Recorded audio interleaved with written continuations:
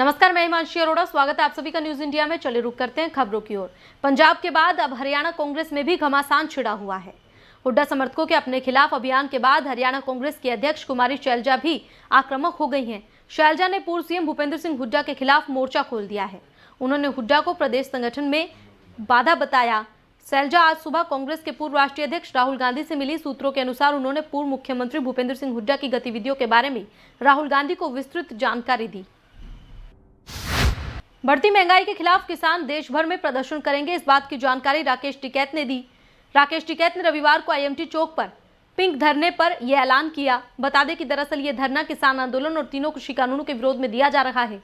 इस धरने की खासियत यह है कि इसका संचालन महिलाओं द्वारा किया जा रहा है। इस मौके पर पत्रकारों से बातचीत में राकेश टिकैत ने किसान आंदोलन को लेकर अपनी बात रखी। सरकार से वार्ता के मुद्दे पर उन्होंने कहा कि अभी तो सरकार का वार्ता का मूड ही नहीं लगता।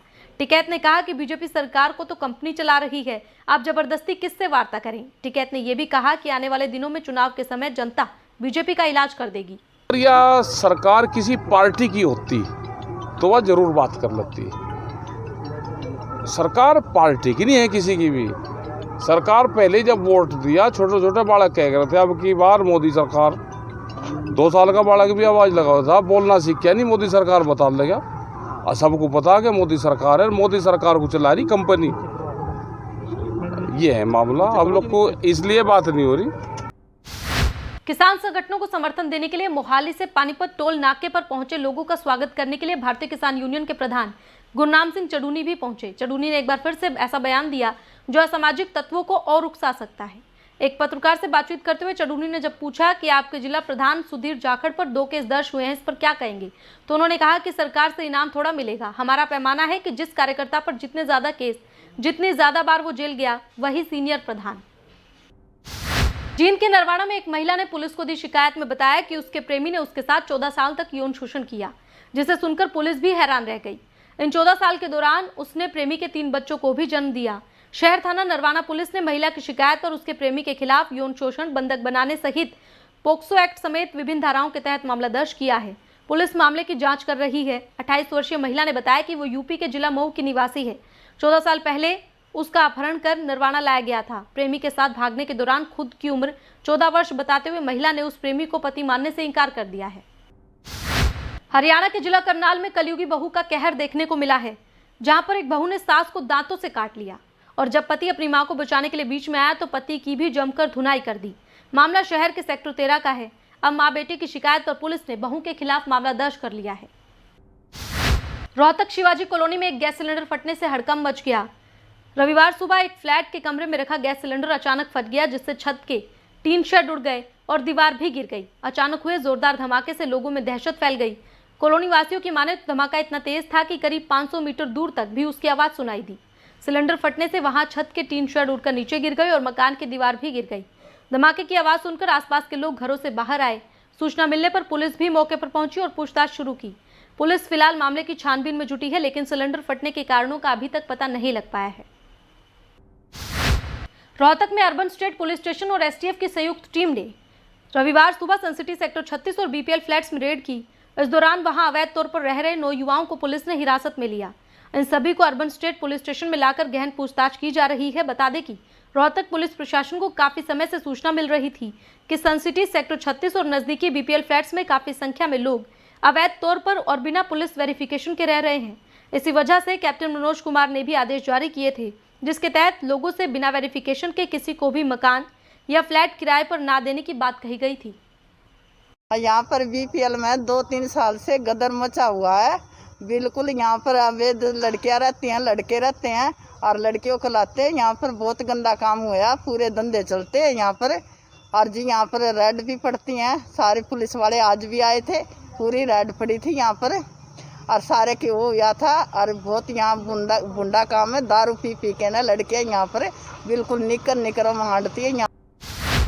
पालिका बाजार की 2 दुकानों को लेकर चल रहे विवाद को लेकर एसपी राहुल शर्मा को वकील के जरिए नोटिस भेजा गया है। ओल्ड हाउसिंग बोर्ड निवासी अमित गुप्ता और विजय अग्रवाल ने अपने वकील नवीन सिंघल के जरिए ये नोटिस भिजवाया है, जिसमें दुकान के संबंध में आदेशों की अनुपालना करने, दर्ज एफआईआर पर कार्रवाई करने और सुरक्षा मुहैया कराने को लेकर 7 दिन का समय दिया है। इसी के साथ 23 जून को हुई घटना के संबंध में एफआईआर दर्ज करने की मांग की गई है। वकील के इस नोटिस में पालिका बाजार एसोसिएशन के अध्यक्ष गुलशन निझावन की भूमिका भी सवालों के घेरे में है। निझावन पर भी आरोपियों का साथ देने का आरोप है। नवंबर के महीने में पहले किसी ने किराए पे नीचे लेकर भी उस पर झगड़ा किया, लेकिन मेरे यहाँ चोट मारी, MLR कटी हुई है, 7 टाँके मेरे सिर पे आए, 7 टाँके मेरे कंधे पे आए। पुलिस ने उसके दौरान कोई मेरे से रिपोर्ट नहीं ली। मामला 1 महीने बाद पुलिस ने दर्ज किया। SP साहब से मिलते कहते हैं तो कहते हैं भाई दुकान खाली कर दो सबको बंद कर दूंगा। अंडर स्टे था प्रोसेस सारा। स्टे होने के बावजूद उन्होंने हमारे पे SC/ST एक्ट लगवाया।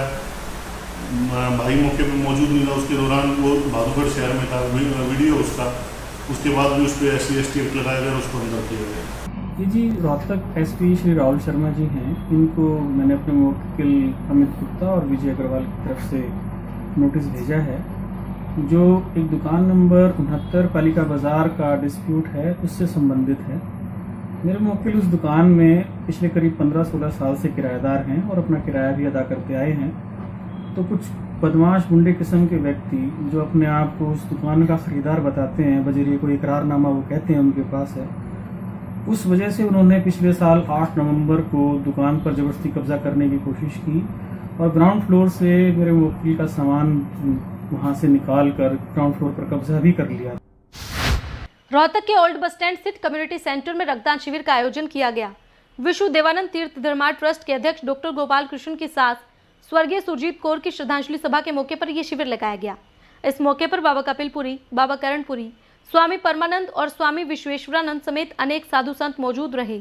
वहीं नगर निगम के मेयर मनमोहन गोयल और senior deputy mayor Rajkamal Sehgal ने भी श्रद्धांजलि सभा में शिरकत की। इस दौरान समाजसेवी राजेश लुम्बा भी अपने बेटे नमन लुम्बा के साथ श्रद्धांजलि सभा में पहुंचे और पहली बार नमन लुम्बा ने रक्तदान किया। आज डॉक्टर गोपाल कृष्ण की माताजी की श्रद्धांजलि सभा में शहर के गणमान्य उपस्थित लोगों के बीच में जो बात सामने आई, एक तो नेत्रदान, अंधों को उजाला मिल जाए किसी की मृत्यु पर और किसी के रक्त से जिंदगी बच जाए, ये 2 महत्वपूर्ण काम आज डॉक्टर गोपाल की माताजी के सानिध्य में उनकी प्रेरणा से हुए हैं।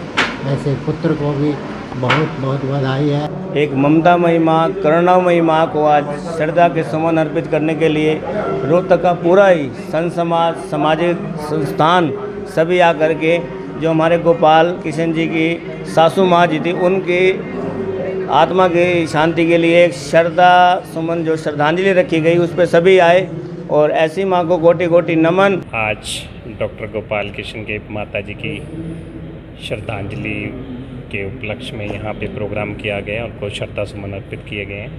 हम भगवान से कामना करते हैं कि उनकी आत्मा को शांति दे, उन्हें मोक्ष प्रदान हो और परिवार में सुख शांति बनी रहे। हमारे सीनियर टीम में जो आते हैं रक्तदान शिविर के जो विषम पितामह है जो है वो हमारे मधुकांत जी, जिनसे मुझे एक शिक्षा मिली है, वो आज हम कार्य कर रहे हैं। और एक हमारे राजेश लुम्बा जो टिप्पणी भाई साहब भी हैं, जिनसे यानी कि कोई तुलना नहीं की जाती समाज के क्षेत्र में। तो ऐसे ही कई ऐसे हैं मेरे ग्रुप के अंदर, एक ऐसी शख्सियतें हैं जिससे मुझे पल पल की यानी कि उनसे मुझे शिक्षा मिलती रहती है। जो कि माता जी के स्वर्गवास हुआ है तो दुख की तो बड़ी बात है, फिर भी मेरे लिए एक बहुत बड़ा हौसला और एक ताकत मिली। और उनकी भी एक अंतिम इच्छा थी कि भी मैंने जैसे नेत्रदान अभियान जो चलाया है, क्यों ना भी मैं अपने मेरे बेटे को और एक समाज को मैसेज मिले कि इस अभियान में भी सफलता मिले। ओम शांति।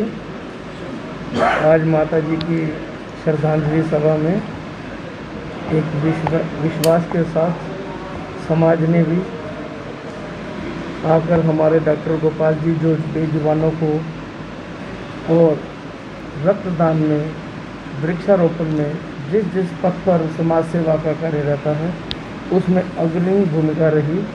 आज उन माता जी को श्रद्धांजलि देते हुए रक्तदान शिविर भी लगाया और आज मुझे भी दुख के साथ लेकिन खुशी भी है कि मेरे बेटे ने 18 साल पूर्ण होते इस यज्ञ में आकर अपना रक्तदान करके उनको श्रद्धांजलि दी। मैं नमन लुम्बा मेरे पिताजी के दोस्त डॉक्टर गोपाल कृष्ण जी की माताजी की 13वीं के अवसर पर उनकी स्मृति में ब्लड कैंप लगाया गया, जिसमें मैंने 18 वर्ष का होते ही पहली बार रक्तदान किया। मैं युवाओं से यही प्रार्थना करूंगा कि युवाएं भी अपना रक्तदान करें। रक्तदान करने से बहुत सी शरीर की बीमारियों से हमें मुक्ति मिलती है। रोहतक में वैद्य केसरदास सेवा समिति की तरफ से भी आज आईपीएस स्कूल लेबर चौक पर एक वैक्सीनेशन एंटीबॉडी चेकअप कैंप का आयोजन किया गया, जिसमें रोहतक के विधायक बीबी बत्रा और समाजसेवी नवीन जैन ने बतौर मुख्य अतिथि शिरकत की। समाजसेवी नवीन जैन ने कहा कि अभी पूरी तरह से कोरोना गया नहीं है, इसलिए कोविड नियमों का पालन करते रहना है। तो वहीं विधायक बीबी बत्रा ने कहा कि कोरोना की तीसरी संभावित लहर को लेकर हमें सावधान रहना चाहिए, क्योंकि दूसरी लहर में हमने कई अपनों को खोया है। कोरोना काल के अंदर चाहे वो पहली लहर आई चाहे दूसरी लहर आई, रोहतक के अंदर एक ऐसे व्यक्ति जिनकी जितनी प्रशंसा की जाए वो बहुत कम है। नवीन जैन जी के एफर्ट्स की मैं इतनी कदर करता हूँ और उन्हें साधुवाद देता हूँ कि इतनी बिना किसी